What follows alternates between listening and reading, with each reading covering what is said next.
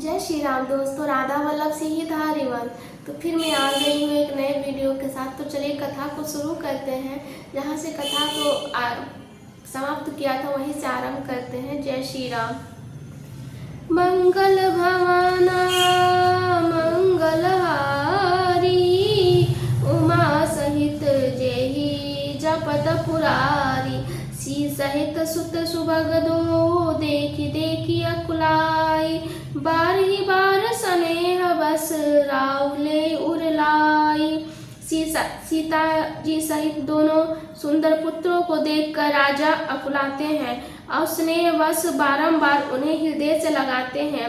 सकई न बोली विकल नर नाहु, शोक जनित उर दारुण दाहु। नाई शिशुपद अति अनुरागा, उठी रघुवीर विदा तब मागा। राजा व्याकुल है, बोल नहीं सकते, हृदय में शोक से उत्पन्न हुआ भयानक संताप है। तब रघुकुल के वीर श्री रामचंद्र जी अत्यंत प्रेम से चरणों में सिर नवाकर उठकर विदा मांगी।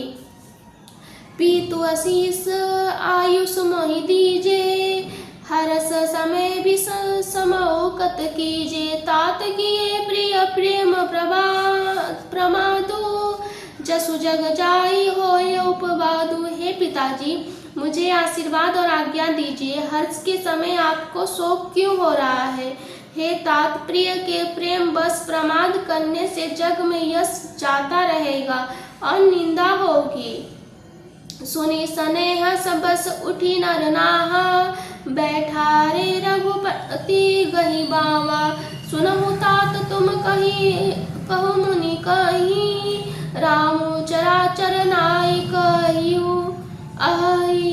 यह सुनकर स्नेहवश राजा ने उठकर श्री रामचंद्र जी की बाह पकड़कर उन्हें बैठा लिया और कहा, सुनो हे तात, सुनो, तुम्हारे लिए मुनि लोग कहते हैं कि श्री राम चराचर के स्वामी हैं। शुभ अरुशुभ कर्म अनुहारी, इस देव फल हृदय विचारी। करे जो कर्म पाव फल सोई, निगम नीति यस का सब कोई। शुभ अशुभ कर्मों के अनुसार ईश्वर हृदय में विचार कर फल देता है। जो कर्म करता है वही फल पाता है, ऐसी वेद की नीति ये सब कोई कहते हैं। मंगल भवना मंगलहारी, उमा सहित जय जपत पुरारी। अरु करे अपराध को और पाव फल भोगु, अति विचित्र भगवंत गति को जग जाने जोगु। किंतु इस अवसर पर तो इसके विपरीत हो रहा है। अपराध तो कोई और ही करे और उसके फल का भोग कोई और ही पाए। भगवान की लीला बड़ी ही विचित्र है, उसे जानने योग जगत में कौन है। राय राम राखन हित लागी, बहुत उपाय किए छलो त्यागी। सखी लखी राम उर रहत न जाने, धर्म धुरंधर धीर सयाने। राजा ने इस प्रकार श्री रामचंद्र जी को रखने के लिए छल छोड़कर बहुत से उपाय किए, पर जब उन्होंने धर्म धुरंधर धीर और बुद्धिमान श्री रामचंद्र जी का रुख देख लिया तो वे रहते हुए न जान पड़े। तब नी प्रशियलाई उर्लिनी, अतिहित बहुत भांति सिक दीनी। कई वन के दुख दुसह सुनाए, सासु ससुर पितु सुख समुझाए। तब राजा ने सीता जी को हृदय से लगा लिया और बड़े प्रेम से बहुत प्रकार से शिक्षा दी। वन में दुसह दुख कहकर सुनाए, फिर सास ससुर और पिता के सुखों को समझाया। सिय मनु राम चरण अनुरागा, धरऊ न सुगमु बनु बिषमु न लागा। और सब सिय समुझाई, कही कही विपिन विपत्ति अधिकाई। परंतु सीता जी का मन श्री रामचंद्र जी के चरणों में अनुरूप था, इसलिए उन्हें घर अच्छा नहीं लगा और न वन भयानक लगा। फिर और सब लोगों ने भी वन में विपत्तियों की अधिकता बताकर सीता जी को समझाया। सचिव नारी नूर गुरु नारी सयानी, सहित स्नेह कही मृदुवानी। तुम कहू तो ना दिन बनवासु, करहु जो कहू ससुर गुरु सासु। मंत्री सुमंत जी की पत्नी, गुरु वशिष्ठ जी की स्त्री अरुंधति जी तथा और भी चतुर स्त्रियां स्नेह के साथ कोमल वाणी से कहती हैं, तुमको तो वनवास दिया नहीं है, इसलिए जो ससुर गुरु और सास कहे तुम वही करो। मंगल भवना मंगलहारी उमा सहित जय जपत पुरानी, सीख शीतल हित मधुर मृदु सुनि सितहि न सोहानी, शरद चंद चंदनी लगत जनु चकई अकुलानी। ये शीतल हितकारी मधुर और कोमल सीख सुनने पर सीता जी को अच्छी न लगी। वे इस प्रकार व्याकुल हो गई मानो शरद ऋतु के चंद्रमा को चांदनी लगते ही चकई व्याकुल हो उठी। शीर्ष कुछ बस उतरु न देई, सो सुनी तुम की उठी कैकेयी, मुनिपट भूषण भाजन आनी, आगे धरी बोली मृदुबानी। सीता जी का संकोच बस उत्तर नहीं देती। इन बातों को सुनकर कैकेयी तमक कर उठी।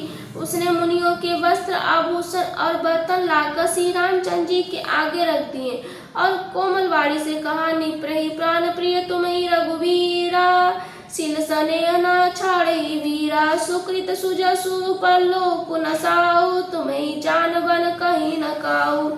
हे रघुवीर, राजा को तुम प्राणों के समान प्रिय हो। वीरू राजा शील और स्नेह नहीं छोड़ेंगे।